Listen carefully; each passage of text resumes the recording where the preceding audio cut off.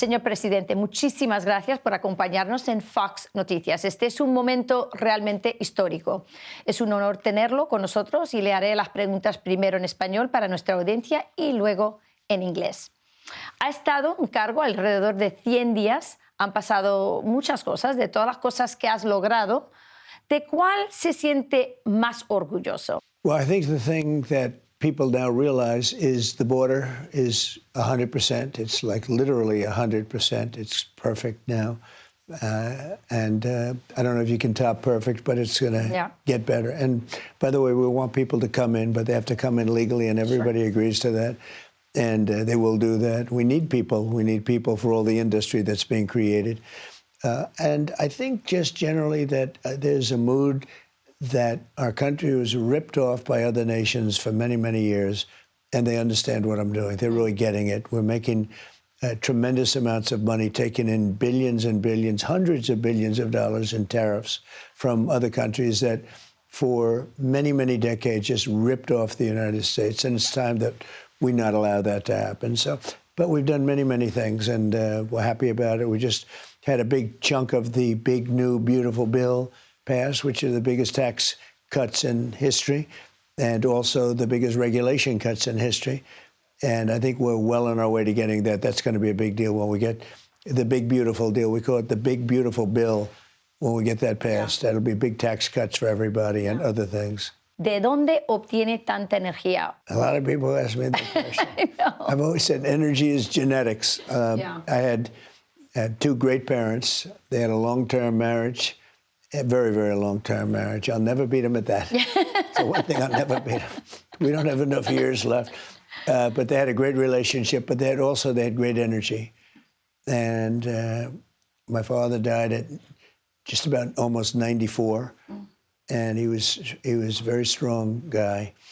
And my mother, likewise, she was a wonderful woman, but she lived a very long life, and she had a tremendous sense of energy, and she had energy inside and out. I mean, she was the life of the party. And I think that's where it comes from. I think that's where it comes from generally. I could say probably the same for you. Yeah, genetics. I think genetics is a big answer. Even, when people, I have a friend, his mother died at 49 from a heart attack, and his father died at 50, and he's 60, and he's walking around saying, I'm not supposed to be here. But, and he's not a particularly nice person, so I say, maybe you're right about that. But no, genetics, a big factor is genetics. Yeah, I agree. Acaba de reunirse con el presidente de El Salvador, Bukele. ¿Cree que el acuerdo con Bukele podría servir como modelo para manejar a los criminales violentos peligrosos, sean ilegales o no? Well, first of all, we had a great meeting, Yes. much longer than I planned because I found him to be very interesting. And I've known him. I knew him from the first term. And he was very young then and very smart. And he's only gotten better. And he's done a phenomenal job for us. And we worked together very closely. And, he took they call it the crime center of the earth or something, El Salvador. Now it's a very safe, it's considered a very safe Murder place. capital of the world. Yeah, it was really, it had a terrible little ring to it. I said, really? But he's made it a very safe place. People go and they feel very secure and safe. He's also built one, but other also prisons, very big ones. And we're using his system because we're getting rid of our criminals from out of the United States that were allowed to come in by Biden. When you think about it, it's so hard, Rachel, to even believe. He opened up the borders and he let criminals from all over the world just pour into our country. It's not even believable. You think, I always say party of common sense or whatever, but it's not even believable.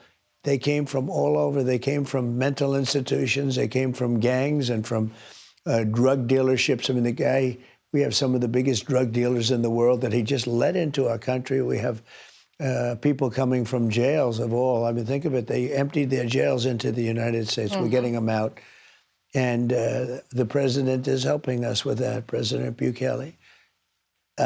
So I was very impressed with him, really very impressed. Great guy. Could we use it for violent criminals, our own violent criminals? I call them homegrown criminals. Yes. I mean, the homegrowns. The ones that grew up and something went wrong and they hit people over the head with a baseball bat. We have, and push people into subways just before the train gets there, like you see happening sometimes. We are looking into it and we want to do it. I would love to do that. Okay. Todavía hay preguntas sobre el ilegal que vivió en Maryland. ¿Sí o no será retornado a los Estados Unidos? As you know, the Supreme Court, after we get out all of the fake news from CNN and all these other people, we won that case 9-0. And basically, that's really a decision that will be made by the government of El Salvador, because that's where, I assume that's the one you're talking about. Yes, he's from El Salvador. Staying there, and he's from El Salvador. So that's a decision up to El Salvador.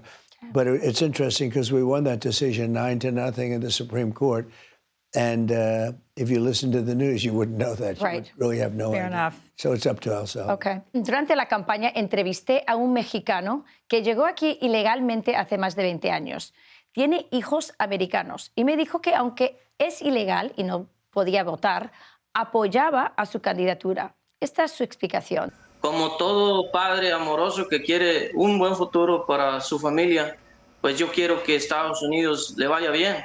Quiero que tenga una administración que luche porque la inflación baje, porque la economía mejore, porque detenga las guerras. La cualidad de Donald Trump es que sería un buen administrador respecto a la economía estadounidense.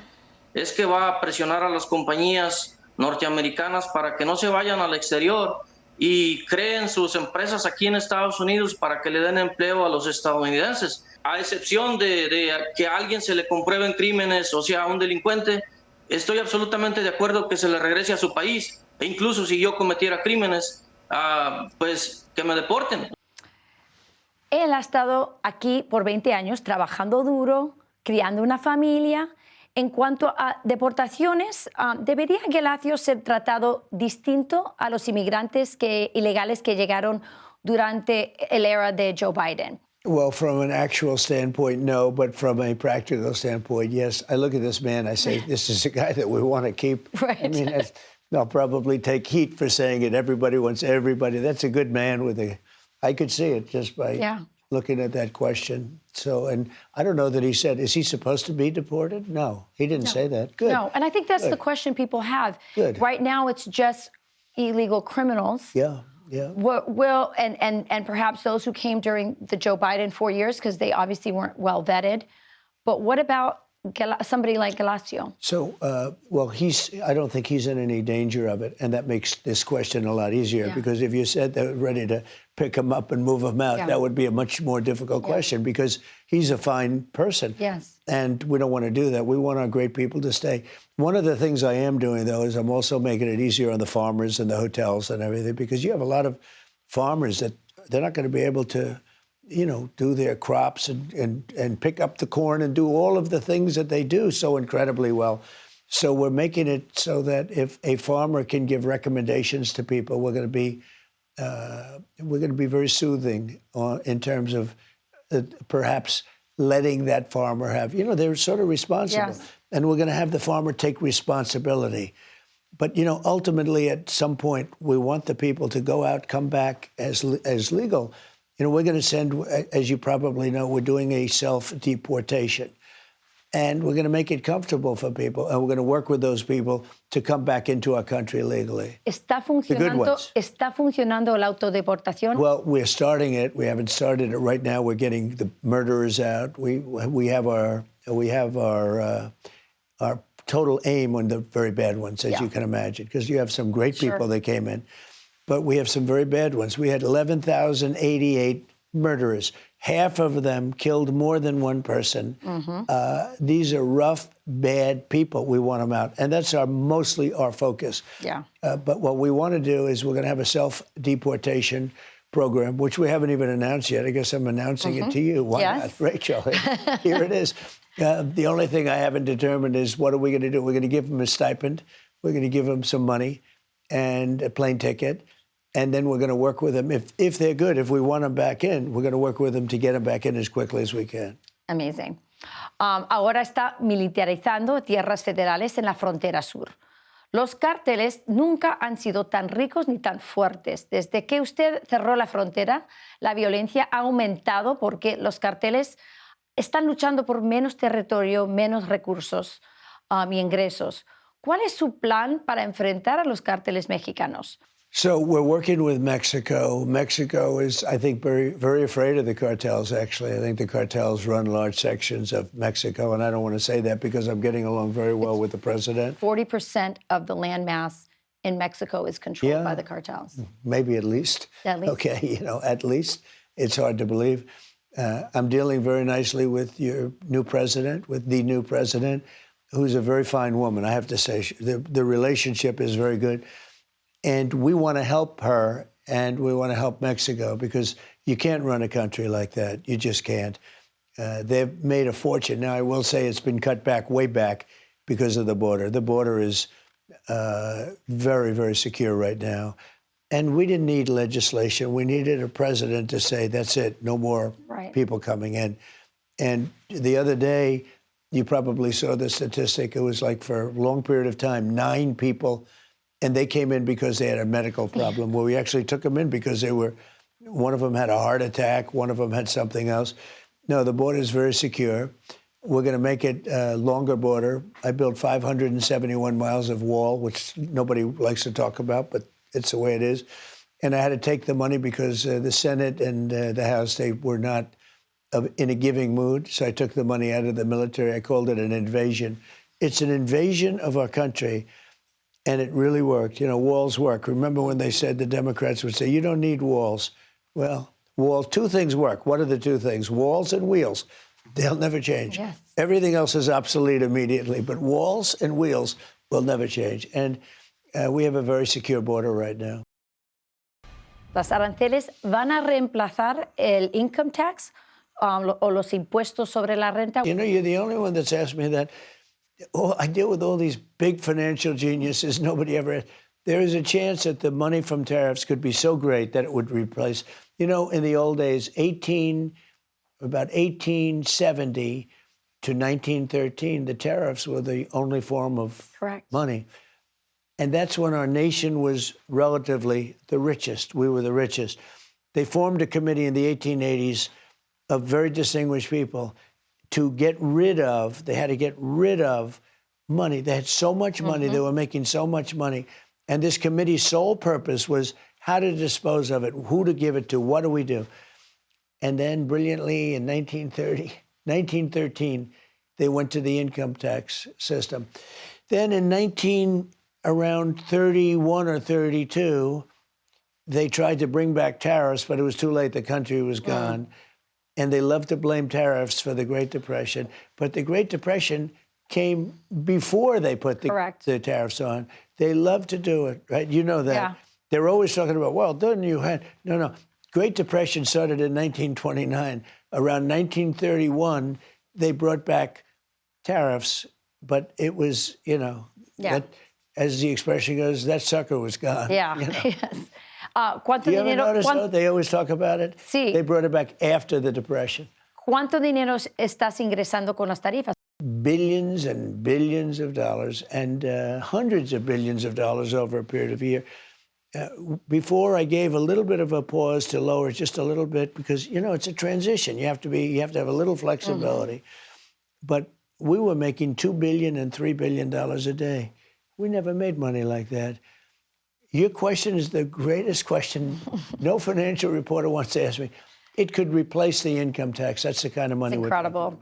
Pues prometió que no habría impuestos sobre las propinas, ni sobre las horas extra, ni sobre el seguro social. ¿Podría cumplir o vas a cumplir con esas promesas? And a mortgage deduction or an interest deduction on cars. If you buy a car, we're trying to... All I can say is we're trying like hell. Yeah. Okay, it's really not... If it's up to me, 100% I can promise. But I have some strange people I deal with, and we have to get it approved. But the no tax on tips I love. No tax on overtime is incredible. No tax on Social Security for the seniors is great. And the deduction of interest, you buy a car, and if you buy the car, and it's only if it's made in America, otherwise who cares, right? But and more factories are moving back. I think you see that. Everybody sees it. A lot of people don't like talking about it, but everybody sees it. We have record number of car factories coming back, and other factories too. You just saw today on the computer chips, and all of the things related to computer. You see what's going on? Yes. It's crazy, even beyond my wildest expectations. But the answer, the question is that, will I try and do those three things? Plus, I would like to add the interest on cars if it's made in America.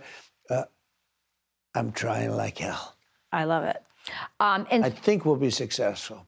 Tan pronto como asumió el cargo, comenzó a hablar sobre el Canal de Panamá.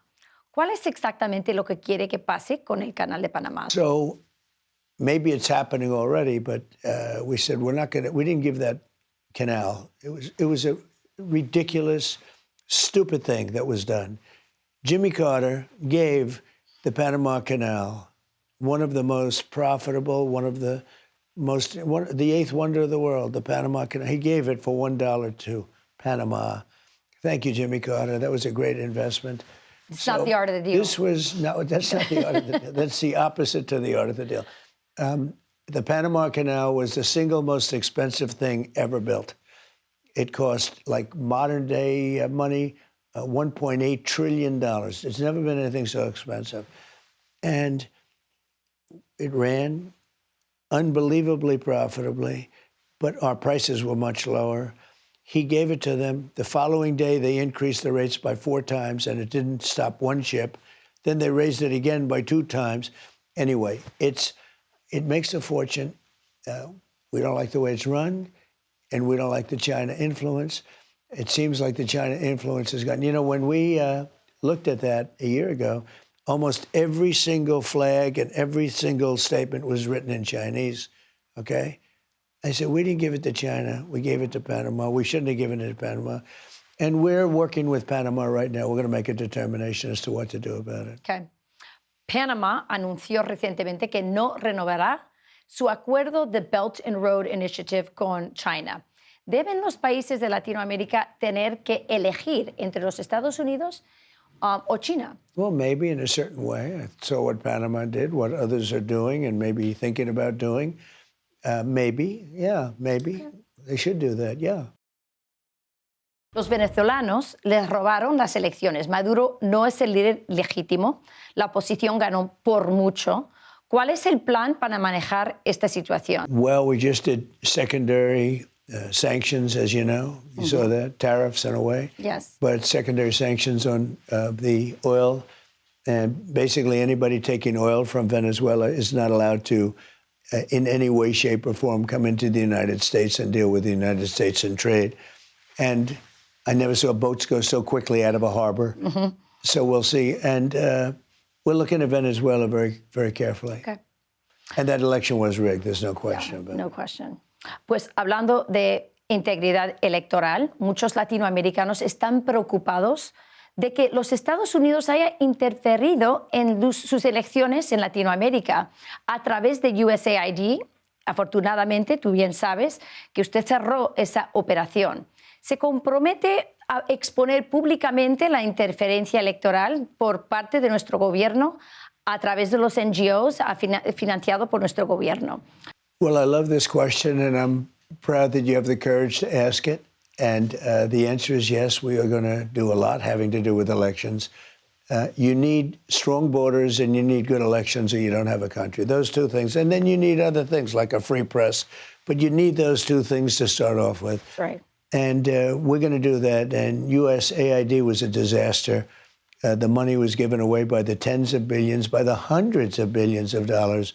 And it was given away by a corrupt U.S. government and people that work for the U.S. government.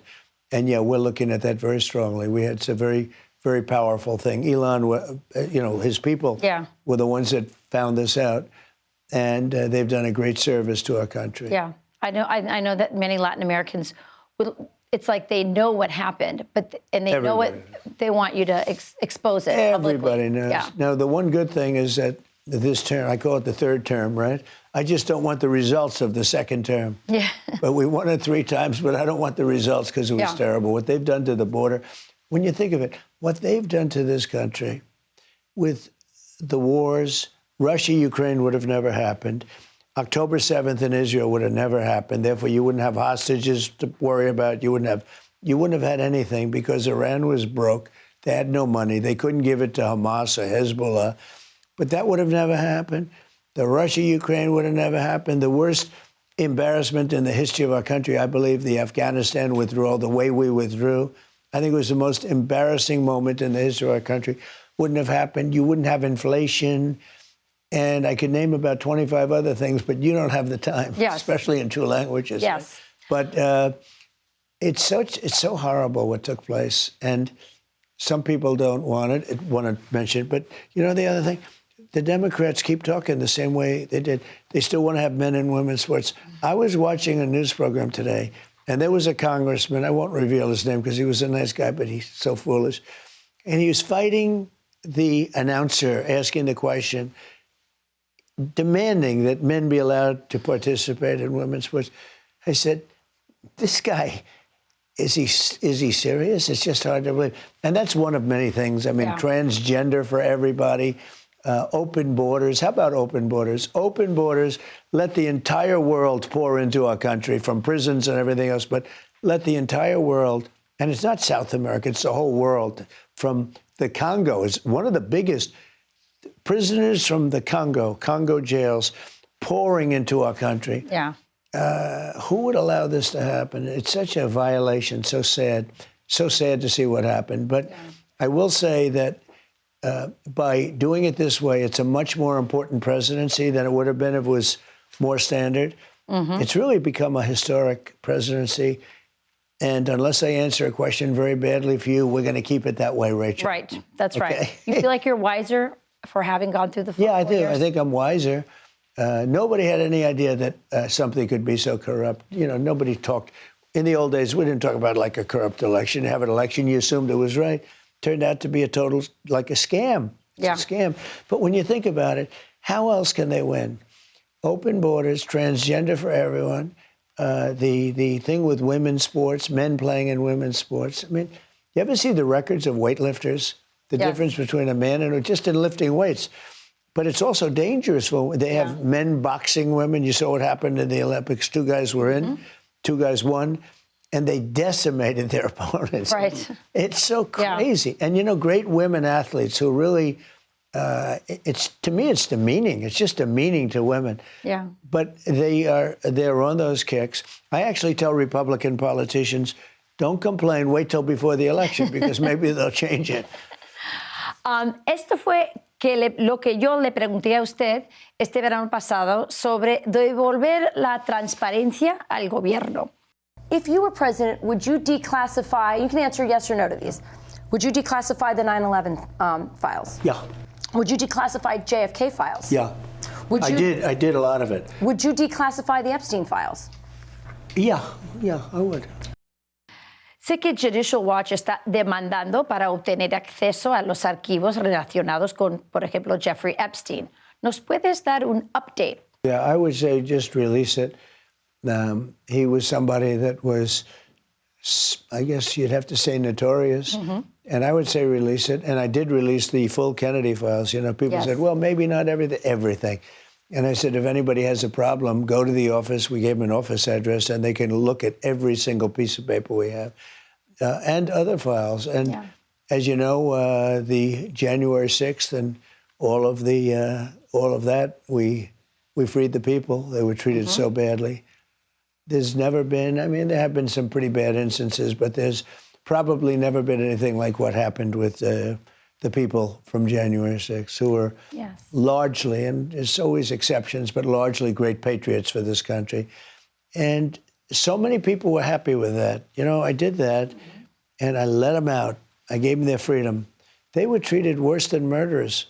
They were treated, I mean, people murder, they don't even go after them. Yeah. They know they're there, they know where they are, where to pick them up, they don't even pick them up. They went after these people so violently, and so I took care of that. I took care of a lot of situations. I remember your last show, with the 2 very good people alongside of you. Yeah, that was fun. Think I took care of every one of those things. Yeah. But I would do that, What about J6? What about the pipe bomber? Yeah. Ellos son terroristas. Esa persona que puso eso es un terrorista. Entonces, ¿Cuándo vamos a saber quién era esas personas? It's amazing when they don't give you the information. When they don't, you know they're not on the right. The pipe bomber is not a person on the right, it's a person on the left, okay? And, when I watch some of those people in the Capitol, our people don't carry ropes on their side and, this and that. Our people aren't scaling. Are you going to get to the bottom of it? People, well, we're going to try. Yeah, we're going to try.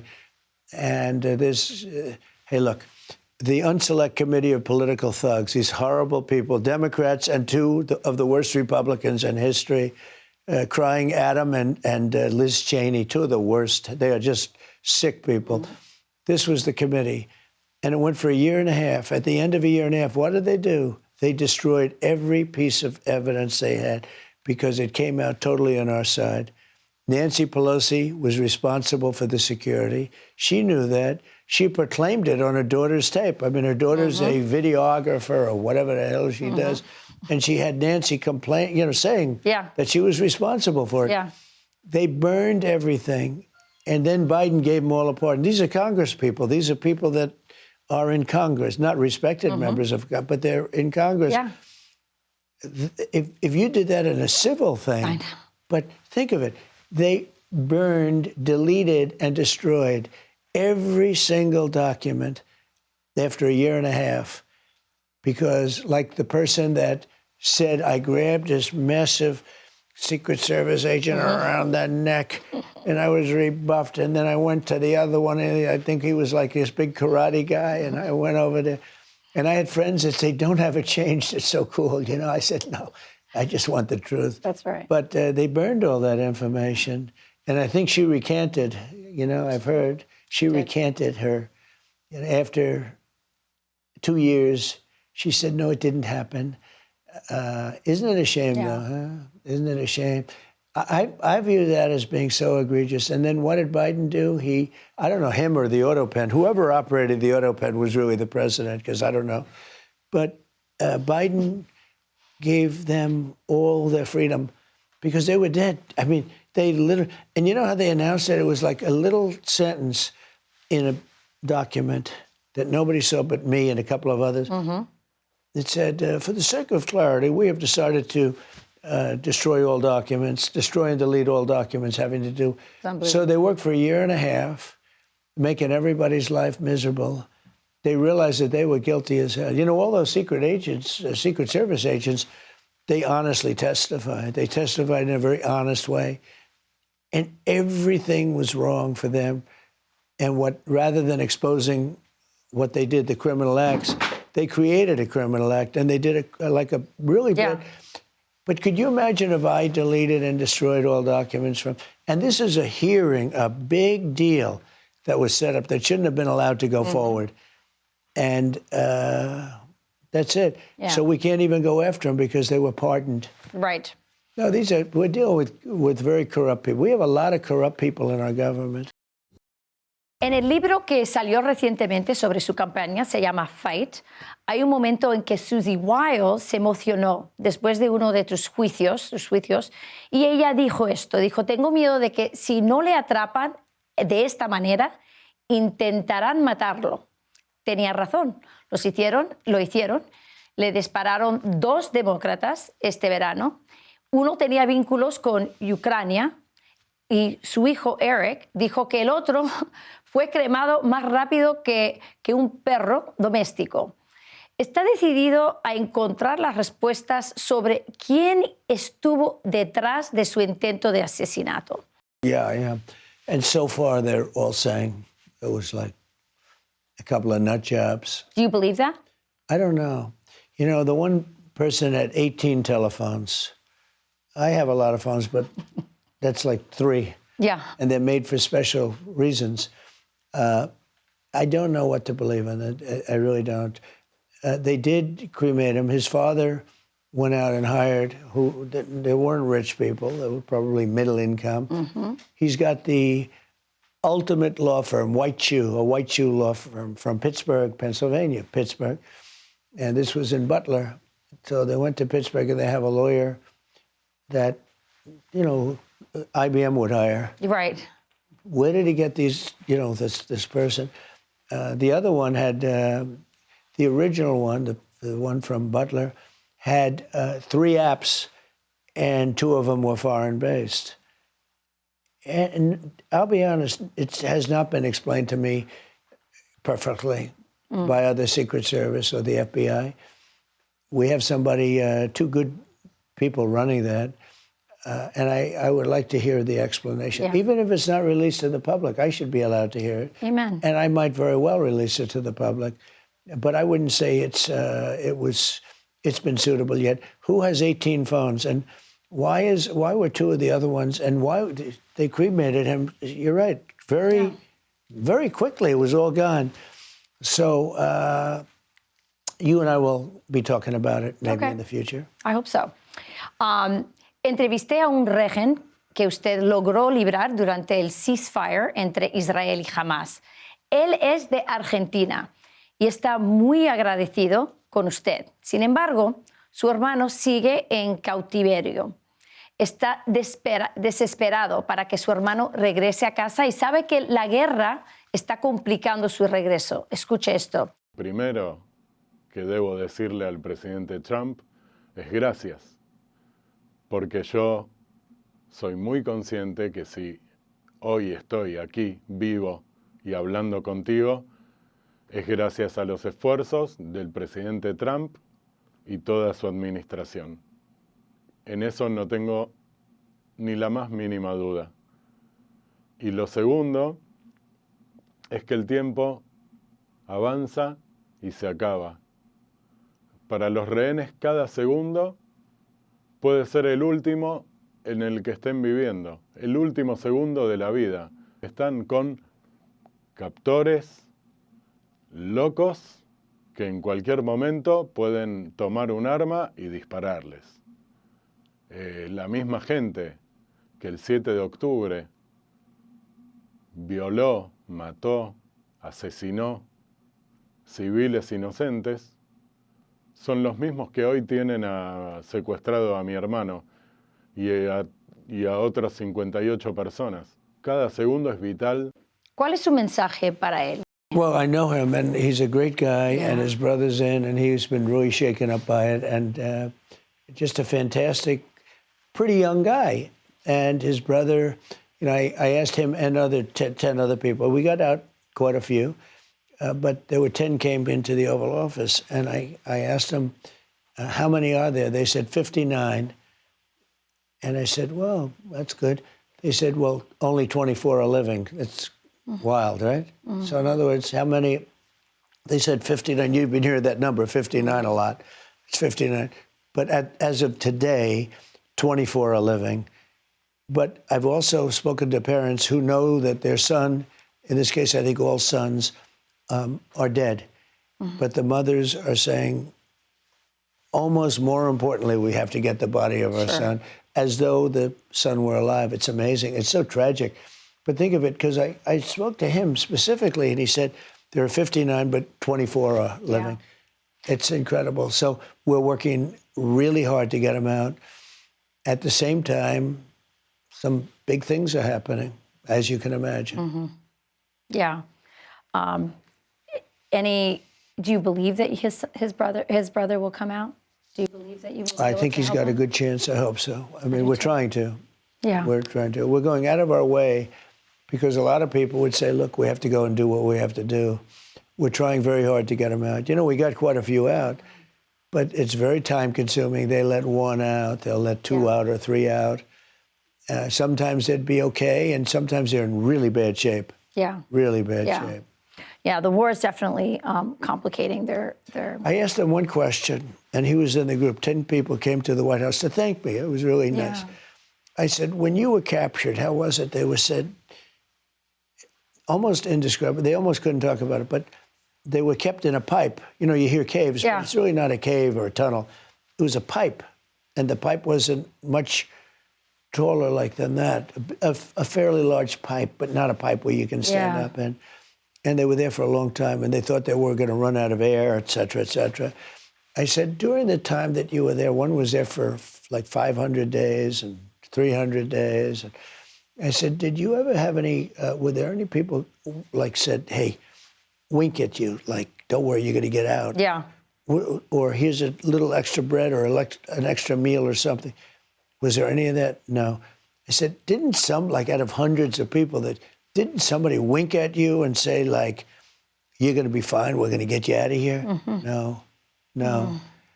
The Holocaust, as bad as it was, there were a lot of stories where people got helped. Yeah. They said there was zero. He said, all we got was slapped. We didn't get helped. We got slapped. Yeah. And there was no love. There was no warmth. There was no nothing. Yeah. It's pretty amazing. Yeah. It's why he's so sad. He's so sad for his brother. Was Jill running the White House? Look, she was certainly involved because he gave her the last meeting to preside over with the cabinet meeting. Was she the auto pen? No, I don't think so. She was. They had a lot of bad people. They had a lot of radical left lunatics in there, and I think he was perfect. He was perfect for them because he didn't have a clue. I think it was probably revealed at the debate, maybe more. I think if he didn't have that debate, he would have gotten through, and we were up by so much. Well, how does it feel? Now you're leading and you spend a lot of money and, Kamala's not even somebody you're thinking about. All of a sudden you're running against somebody else. But she was grossly incompetent also. Yeah. I mean, the two of them, you had to beat two people, not one. It's like you're winning by 35 points on one, and they said, oh, well, we'll get that one out, we'll give you a new one. But it all worked out well. I tell you what, this has been an amazing presidency. I think we have done far more than we ever could have. If the election were normalized and we went on to a second term, we wouldn't be able to do the kind of things we're doing right now. I agree.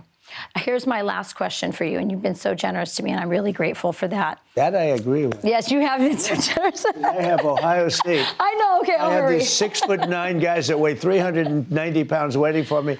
Okay, last question, I promise, Mr. President.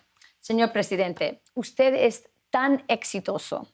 Usted es la personificación del sueño americano, el sueño que tantos hispanoamericanos quieren para ellos mismos, para sus hijos. Ellos identifican con tu ética de trabajo, con tu pasión para los negocios y tú eres un emprendedor. Ellos también se sienten igual.